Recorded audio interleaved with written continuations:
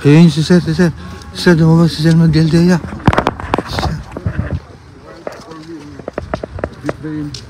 We had a meeting with the ICC. I requested that the former president be brought directly to a hospital because of his bad medical condition. It was almost a 24-hour flight. He just came from Hong Kong, not allowed to visit his home, not even allowed to see a doctor in a hospital before he could be transported here. Now, we made the request for a hospitalization,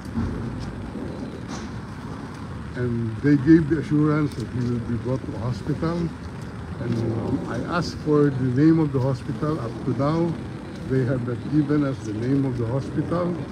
So we took the position that he could have been brought here directly, and we are told that there is no President Duterte inside the facility. We are at a loss at this time, and lokohan na ito. I think this is part of their grand plan, no? To kidnap the president, to extract the president from the Philippines, and brought a jet without known destination. I was even forced to join the plane without any valid visa coming here.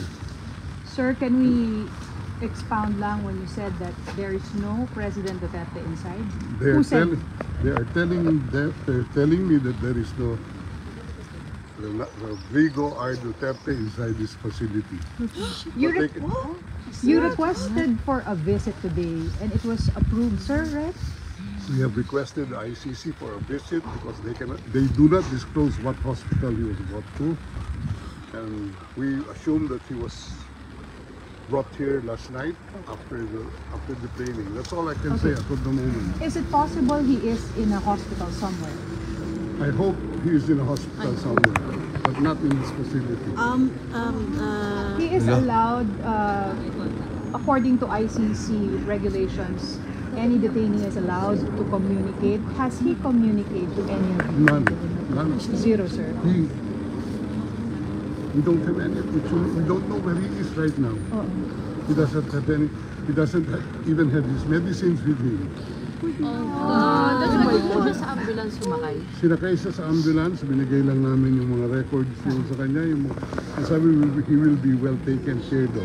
Right. And we will be informed immediately of the name of the hospital. But hanggang ngayon, nakakalungkot po. Nakakalungkot ganito ginagawa nila. So, Sec, what's the next step? What are the plans? We are going back to the ICC and ask them where he is right now. Because a family member is waiting here to see him. Yes. How is the Vice President? Well, she's waiting. Okay. And I would assume the President would want to see one of the members of this family. Yes. So, Sec, the Vice President wants to see him. Is there a schedule for her visit now? That's what we are arranging, but we're at a loss where he is right now. Okay. So, how about you, sir? Alis muna pa ba kayo? Alis ako dito. Pinapalabas nga kami. Oh my God. Anong gusto nila gawin? Standby ako dito, and lamig-lamig. Ano po yung response nila sa inyo nung nag-request po kayo for a visit? Wala. Ayan. Wala daw. Damn it. Wala daw ano dito.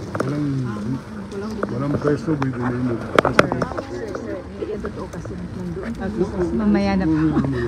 Pero sir, the embassy said that you're allowed a visit. Ano kayang pinagmumulan nun? Hindi. Ano yan? Right ng accused yan. Opo. To be by counsel. May schedule sila Thursday, so parang definite.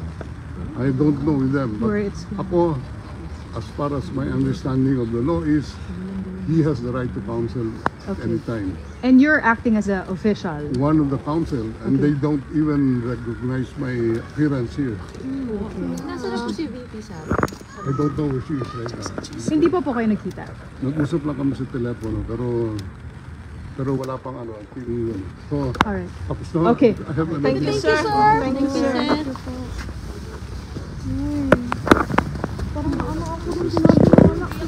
Marinig nyo. sabi nila, nandito na. Mga kabayan, wala pala sa loob si President Rodrigo Duterte. Wala pala dyan sa detention cell. Sabi mismo ni Sir Salvador,